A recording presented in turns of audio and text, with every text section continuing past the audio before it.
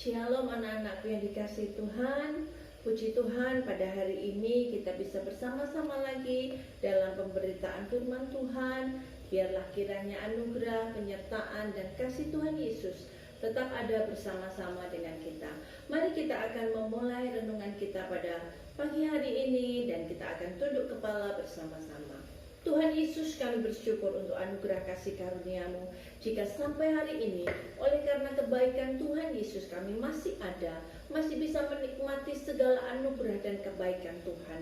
Itu karena belas kasihan Tuhan atas kehidupan kami. Terima kasih Bapa, kami pagi hari ini mau mencari saat yang baik, saat teduh untuk bersama dengan Tuhan Yesus, bersama-sama mendengar kebenaran firman Tuhan. Berkati kami semua, biarlah firman yang kami dengar dapat menolong hidup kami. Kami siap untuk diberkati dengan firman Tuhan pagi hari ini. Dalam nama Tuhan Yesus kami berdoa bersyukur. Haleluya, amin. Anak-anakku sekalian yang dikasihi Tuhan, sebagaimana kita tahu bahwa hari-hari ini kira-kira dalam rentang sekitar 5-10 tahun belakangan ini, manusia hidup dengan lifestyle yang baru. Jadi lifestyle itu adalah gaya hidup yang baru, yang tentu saja berbeda dengan gaya hidup yang lama. Jika kita mau memilah-milahkan itu, gaya hidup itu ada berbagai macam ya. Tetapi yang paling menonjol yang terjadi saat ini adalah lifestyle yang ada pada hari-hari ini adalah manusia bermedia sosial. Manusia bermedia sosial dengan berbagai macam alasan. Bisa untuk mengaktualisasikan diri, bisa juga untuk tempat komplain, bisa untuk ingin menunjukkan sesuatu, bisa untuk mengkonfirmasi kesalahan, bisa juga untuk menyindir orang lain, juga tempat untuk menceritakan segala detail kehidupan kita. Itu lifestyle yang bisa kita tangkap yang pertama. Yang kedua, manusia selalu mencari hiburan-hiburan, relaxing time, istilahnya me time, istilahnya di tempat-tempat yang bukan biasanya. Yang lagi berkembang saat ini kita mencari me time itu biasanya di spa, kemudian di salon, kemudian di cafe atau sanggar atau golf atau tempat nge-gym atau diner, maksi istilahnya macam-macam. Jadi manusia memiliki pola-pola yang baru, dan sebenarnya bukan hanya itu saja yang menjadi lifestyle yang terbaru, tetapi pada pagi hari ini kita akan belajar sesuatu hal, yaitu tentang lifestyle yang terjadi di tengah-tengah kita semuanya. Mari anak-anakku sekalian dikasih Tuhan, kita akan membuka di dalam surat Roma pasal yang ke-12 ayat yang kedua. Sekali lagi, surat Roma pasal yang ke-12 ayat yang kedua. Demikianlah firman Tuhan. Janganlah kamu menjadi serupa dengan dunia ini, tetapi berubahlah oleh pembaharuan budimu, sehingga kamu dapat membedakan manakah kehendak Allah, apa yang baik, yang berkenan kepada Allah, dan yang sempurna. Anak-anakku sekalian, surat Roma ini ditulis oleh Rasul Paulus untuk melakukan pembenahan pada jemaat yang ada di Roma. Karena jemaat di Roma sudah mulai beralih serupa dengan dunia ini. Kita tahu kalau menjadi serupa, memang kita bisa berdalih bahwa serupa itu tidak sama. Tetapi apakah dengan keserupaan kita itu, kita tetap bisa memiliki sesuatu yang baik, yang kudus, sesuai dengan kehendak Allah. Sehingga disampaikan dalam ayat ini, yang berikutnya adalah, sehingga kamu dapat membedakan manakah kehendak Allah, apa yang baik, yang berkenan kepada Allah, dan yang sempurna. Anak-anakku sekalian, kita semua hampir tidak ada orang yang lepas dari media sosial. Tetapi seringkali media sosial dipakai untuk hal-hal tidak berkenan bagi Allah, tidak sesuai dengan kehendak Allah. Misalnya saja, dipakai untuk mencaci maki orang lain, dipakai untuk menyindir orang lain, dipakai untuk menyindir satu bagian organisasi yang lain, dipakai untuk curhat, ya, dipakai untuk menumpahkan kekesalan, semua ditumpahkan di media sosial, berbagai macam aplikasi, dan juga berbagai macam layanan-layanan yang bisa kita terima dari media sosial. Anak-anakku sekalian, ini tidak tepat. Artinya jika kita mau mendalami firman Tuhan itu, bahwa jangan menjadi serupa dengan dunia ini. Janganlah menjadi hal yang sama dengan dunia ini, berbeda sesuai dengan kehendak Allah. Pakailah media sosial yang kita miliki itu dengan lebih bijaksana. Kita bisa menggunakannya, anak-anakku sekalian, untuk bekerja. Saya bekerja dengan media sosial, hampir banyak waktu saya pakai, baik untuk browsing, untuk persiapan ini dan itu. Juga media sosial dipakai untuk sekolah, apalagi di era pandemi COVID-19 ini, anak-anakku sekalian. Semua dituntut punya HP Android, di mana kita bisa bermedia sosial, bisa mengakses ilmu pengetahuan dan lain-lain.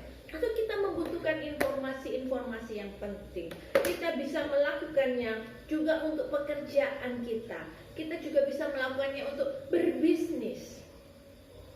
Atau kita bisa mencari informasi untuk menambah wawasan kita, untuk membangun saat teduh. Kita tahu bahwa ada banyak layanan saat teduh online, seperti Daily Bread, seperti semacam 10 menit bersama Tuhan dan lain-lain. Kita bisa menggunakannya dengan lebih wise, lebih bijaksana, karena itu semua indah dan berkenan di hadirat Tuhan. Memang anak-anakku sekalian, tidak ada yang melarang kita bermedia sosial dengan cara menumpahkan semua apa yang kita maui, dengan mengupload segala foto yang kita punya, dengan bercerita whatever, apapun, so detail tentang hidup kita. Tetapi apakah yang kita lakukan itu berkenan di hadirat Tuhan? Apakah yang kita lakukan itu dapat memberkati orang lain?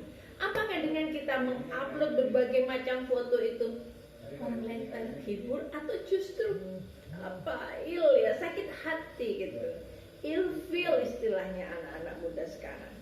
Untuk itu anak-anakku sekalian, di dalam kita bermedia sosial, mari lebih-lebih lagi kita menyaring semuanya. Jika kita ada unek-unek, tidak enak, tidak nyaman, bawa di dalam doa. Jika kita ada amarah, bawa di dalam doa. Jika kita ada kekecewaan, bawa di dalam doa. Jika kita ada hal-hal yang kita tidak bisa kendalikan lagi, lebih baik kita bawa di dalam doa. Dengan membawa di dalam doa, anak-anakku sekalian, Tuhan mendengar semuanya itu, dan Tuhan memperhatikan semuanya itu. Anak-anakku sekalian, sebelum kita berucap di media sosial, patutlah kita pikirkan, kita renungkan, apakah yang kita lakukan sudah benar, apakah perkataan kita sudah benar, apakah foto-foto kita sudah benar, ataukah himbauan-himbauan kita sudah benar. Mari, itu kita sendiri yang bisa mengoreksi diri kita, menyelidiki diri kita, apakah benar, apakah yang saya lakukan ini menyenangkan hadirat Tuhan. Mari kita akan membaca di dalam surat Efesus pasal yang keempat ayat 29. Sekali lagi, Efesus 4 ayat 29. Demikianlah firman Tuhan. Janganlah ada perkataan kotor keluar dari mulutmu, tetapi pakailah perkataan yang baik untuk membangun di mana perlu, supaya mereka yang mendengarnya beroleh kasih karunia. Anak-anakku sekalian yang dikasihi Tuhan, jelas sekali dalam surat Efesus ini Tuhan memerintahkan kita mengendalikan apa yang kita katakan. Memang media sosial tidak berbunyi, tetapi kan tulisannya bisa dibaca. Jika itu sesuatu yang kotor, orang akan membaca dengan suatu perkataan yang kotor. Tetapi pakai perkataan itu untuk menumbuhkan kasih karunia bagi siapa saja yang membaca. Misalnya kalau pagi, selamat pagi, Tuhan melimpahkan segenap anugerah kasih karunia sepanjang hari ini. Kan senang ya, adem dengannya. Daripada pagi ini terjadi kekacauan gini. Pas dirinya sendiri mungkin dia jalan ke sandung ini nyerempet. That's not good, sama sekali tidak baik. Anak-anakku sekalian, Mari belajar bermedia sosial dengan lebih bijak. Dan apabila kita memiliki satu yang tidak baik, yang mengganggu pikiran kita, kita tidak perlu ke kafe, tidak dinner, tidak maksi, senam dan apa-apa dengan curhat dengan orang lain. Berdoa, bawa semua dalam doa. Doa orang benar sangat besar kuasanya. Tuhan akan melimpahkan segala anugerah kasih karunia dalam hidup kita. Janganlah merasa, ya ampun susah banget ya jadi orang Kristen ya. Kok ternyata rempong, kok ternyata banyak aturannya, kok ternyata susah. Jangan. Tuhan sudah lebih dulu tebus dosa kita. Tuhan sudah menumpahkan darah untuk ganti kita. Apa yang bisa kita balas kalau kita hanya berupaya berusaha mengendalikan diri dalam segala perkara, dalam bermedia sosial, dalam mencurahkan dan mencari tempat-tempat hiburan? Apakah itu satu pengorbanan yang besar? Menurut saya tidak. Tuhan lebih-lebih lagi sudah banyak berkorban di dalam kehidupan kita. Satu ayat penutup. Kita akan membaca di dalam 1 Kolose pasal 3 ayat 23. Sekali lagi, 1 Kolose pasal 3 ayat 23. Apapun juga yang kamu perbuat, perbuatlah dengan segenap hatimu seperti untuk Tuhan dan bukan untuk manusia. Sekali lagi, apapun juga yang kamu perbuat, perbuat dengan segenap hatimu seperti untuk Tuhan dan bukan untuk manusia. Maukah kita berubah menjadi pengguna media sosial yang bijak? Maukah kita menumpahkan segala kesusahan kita di dalam doa? Maukah kita mencari hiburan tidak kemana-mana, tapi kita ke gereja, bersimpuh di bawah kaki Tuhan, memuji memuliakan nama Tuhan, berkumpul dengan keluarga dan membagikan kasih karunia Tuhan beri di dalam kehidupan kita?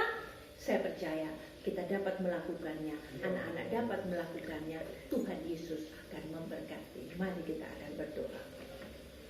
Bapa, bersyukur untuk hari ini, kesempatan yang Engkau beri kami mendengar firman Tuhan.